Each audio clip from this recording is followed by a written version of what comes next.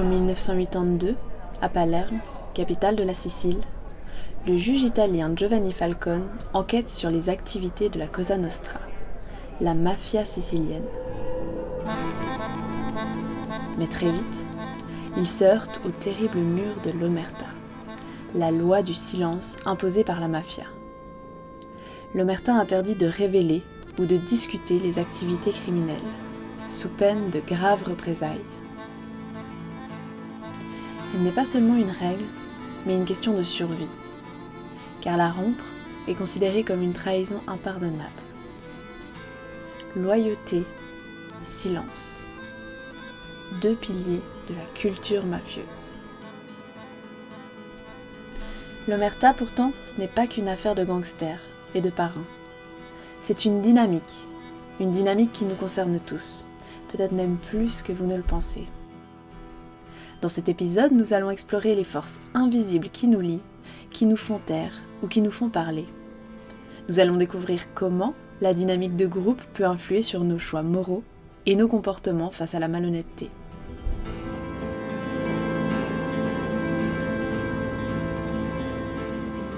Vous écoutez l'Uniscope, un podcast du magazine du campus de l'Université de Lausanne.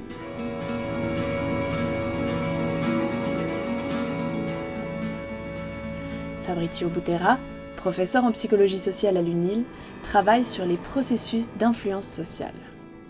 Il essaie de comprendre comment les comportements et les motivations changent en fonction des interactions sociales et des contextes.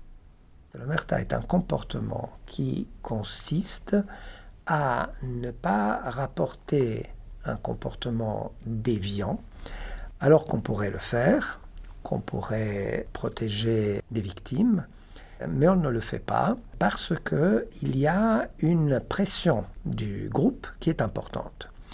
L'omerta, généralement, elle est étudiée dans des groupes qui sont très unis, très cohésifs.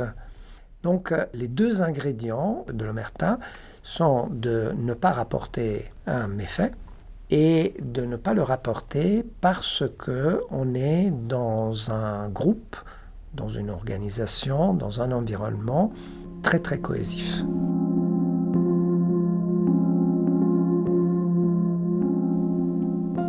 L'omerta, donc, se propage bien au-delà des frontières de la mafia ou des organisations criminelles. Dans la police, on appelle par exemple ce phénomène le mur bleu du silence, expression qui décrit la culture informelle au sein des forces de police, où les agents se protègent mutuellement en gardant le silence sur les comportements fautifs ou illégaux de leurs collègues. Personne, donc, n'est à l'abri de se retrouver confronté à l'omerta. Par exemple, rappelez-vous ces moments à l'école, quand vous voyez votre camarade sortir son petit papier de triche durant l'examen. Vous avez peut-être été tenté de le dénoncer, et pourtant vous n'en avez rien fait, de peur que les autres vous traitent ensuite de faillot ou de rapporteur. Bizarrement, vous n'avez en revanche pas hésité à dénoncer ce même camarade lorsque votre professeur, soupçonneux d'une tricherie collective, a menacé votre classe d'une punition générale. Alors pourquoi est-ce que parfois nous sommes complices par notre silence, alors que d'autres fois nous sommes prêts à dénoncer ce qui nous entoure ? Est-ce la peur, la loyauté, l'envie de ne pas briser l'harmonie du groupe ?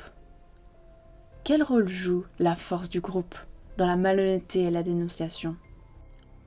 En ce qui concerne le lien entre appartenir à un groupe et dénoncer un membre d'un groupe qui aurait commis un crime, en psychologie sociale, on peut faire deux hypothèses.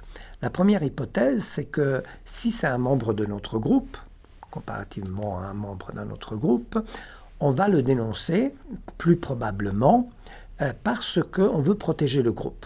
On voit le comportement négatif d'un membre du groupe et on veut l'exclure. C'est ce qu'on appelle l'effet brebis galeuse. On essaye de chasser la brebis galeuse de son groupe.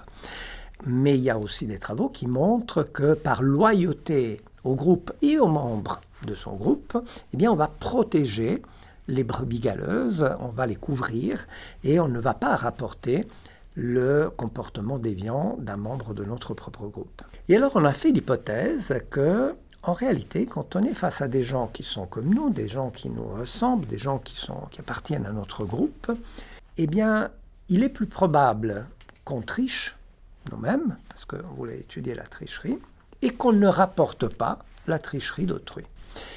C'est cette hypothèse que nous avons testée, et c'était la première fois que ces trois choses étaient mises ensemble: être dans un groupe auquel on appartient, tricher et dénoncer la tricherie de quelqu'un d'autre. Pour vérifier cette hypothèse, Fabrizio Butera et son équipe ont conçu une expérience qui visait à simuler une situation quotidienne dans laquelle les participants se retrouvaient témoins d'un comportement déviant, se retrouvant alors confrontés à la décision de le signaler ou non. Ils ont mené cette étude en ligne, recrutant des participants via la plateforme Prolific Académique. Nos participants devaient jouer à un jeu qui simulait un investissement financier. Ils devaient investir de l'argent et ils pouvaient gagner de l'argent pour eux et pour le groupe. Ils jouaient dans un groupe de 3.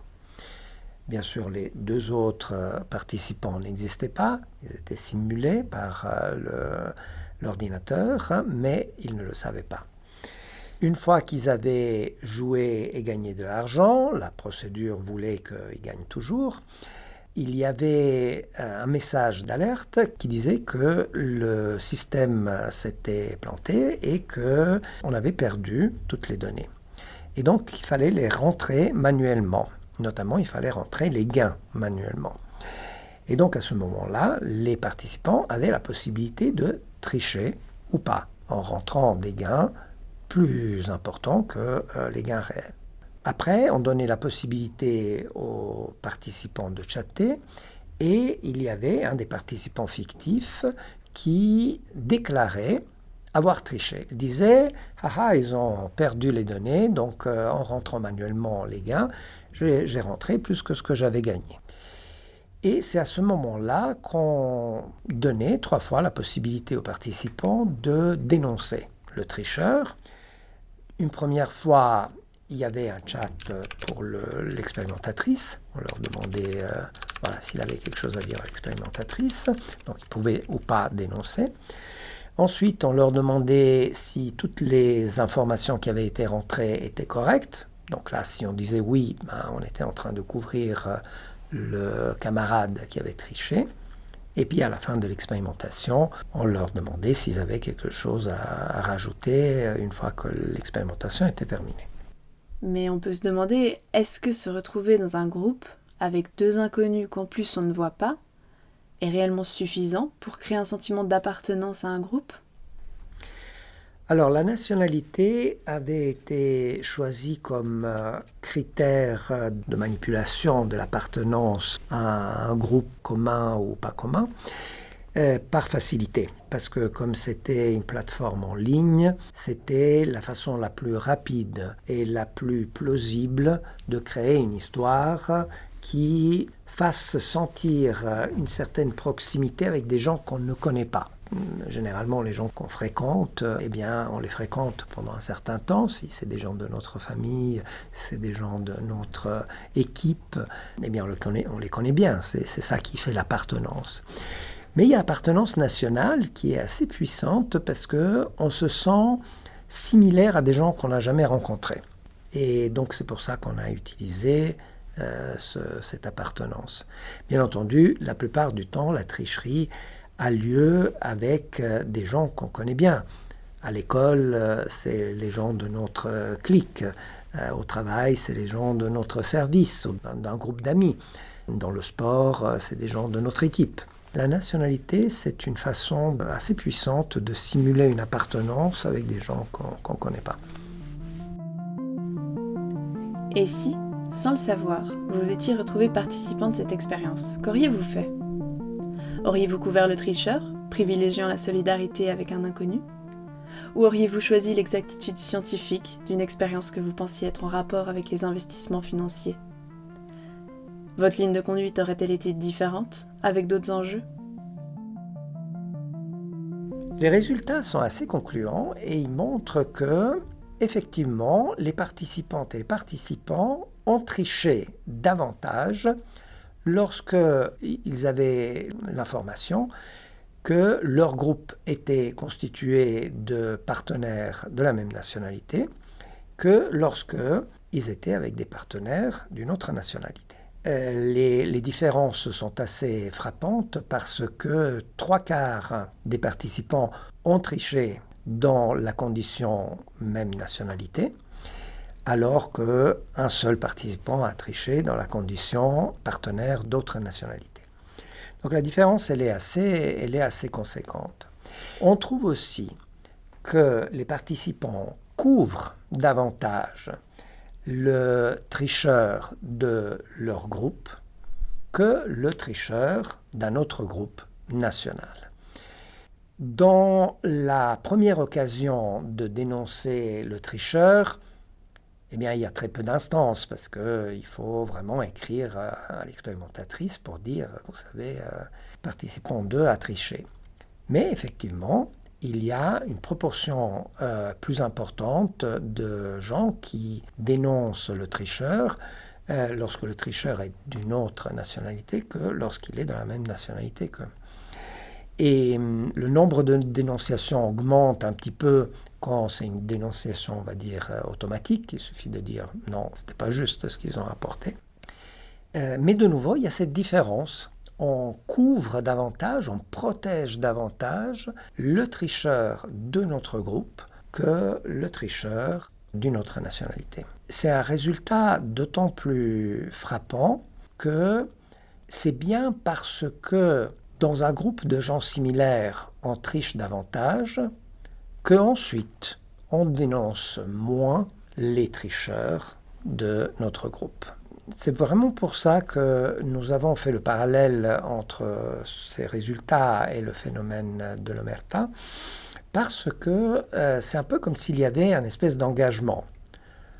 On est avec des gens comme nous, on se sent plus à l'aise, il y a une plus grande loyauté. Donc, avec des gens qui sont comme nous, on triche davantage. C'est pour cette raison qu'ensuite, on ne dénonce pas les tricheurs de notre groupe. On est un peu dans une relation de réciprocité. Nous, on a triché, les autres ont triché, on ne va pas les dénoncer. Donc, l'appartenance à un groupe de gens similaires fait qu'on se laisse aller davantage vers des comportements illégaux, non éthiques, la tricherie dans ce cas. Et en même temps, on va protéger les gens comme nous qui ont fait la même chose. C'est un peu une sorte de cercle vicieux. Donc, entouré de gens comme nous, on triche plus et on dénonce moins. Mais avec des gens autres, on triche moins et on dénonce plus. Ce qui signifie aussi que plus le groupe est cohésif, donc plus son influence sur nous sera grande et nous poussera, entre guillemets, à trahir notre personnalité. Et cela, parfois, à notre insu. En psychologie sociale, on dit toujours, depuis les années 40, que le comportement qu'on observe est le résultat de l'interaction entre 2 facteurs. La personne, les caractéristiques d'une personne, sa culture, son éducation, sa personnalité, ses valeurs, ses compétences, et la situation, la pression de l'environnement, de l'institution dans laquelle il se trouve, des gens qui sont autour de lui. Et donc, lorsqu'on observe un comportement, c'est toujours la multiplication entre ces 2 facteurs, la personne et la situation. Si parfois, il faut bien le reconnaître, la situation qui nous entoure ne nous laisse pas vraiment le choix que d'aller à l'encontre de notre personne, le fait d'avoir conscience que le comportement est le résultat de ces 2 facteurs, donc personne et situation, devrait pourquoi pas nous pousser peut-être à nous montrer un peu plus intentionnels et réflexifs quant aux environnements dans lesquels on choisit d'évoluer, car qu'on le veuille ou non, on n'y sera finalement pas imperméable. Alors, la question de comment on s'influence les uns les autres est fondamentale parce qu'on a toujours l'impression que le comportement humain est autogénéré, qu'il y a un grand niveau d'indépendance, d'autonomie, de responsabilité individuelle, alors que la plupart de nos comportements sont dus aux interactions qu'on a avec les autres, soit des interactions directes, parce qu'on est directement en train de converser avec les autres, ou dans un groupe, parce qu'on étudie ensemble avec nos camarades d'école, ou parce qu'on travaille dans des équipes de recherche. Donc il y a des idées, des normes qui sont échangées, mais aussi de façon symbolique, parce qu'il y a des cultures qui sont autour de nous, parce qu'il y a des injonctions qui viennent des campagnes, de la publicité, des médias, ou tout simplement des traditions qui peuvent être familiales ou nationales. Tout ça implique une forte pression sur nos comportements. Parfois, on ne s'en aperçoit pas. Mais c'est très important de reconnaître que la plupart de ce qu'on fait est déterminé par l'influence sociale qui vient de l'environnement dans lequel on est inséré.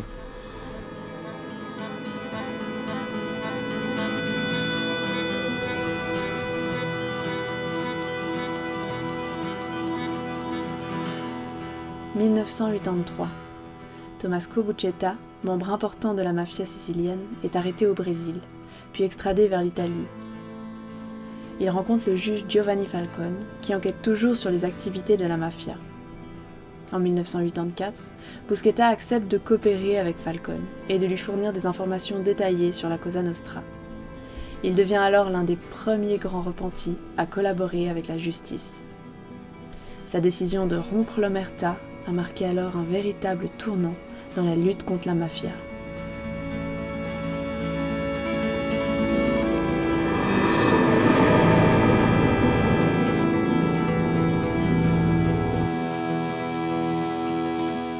Vous écoutez l'Uniscope, un podcast du magazine du campus de l'Université de Lausanne.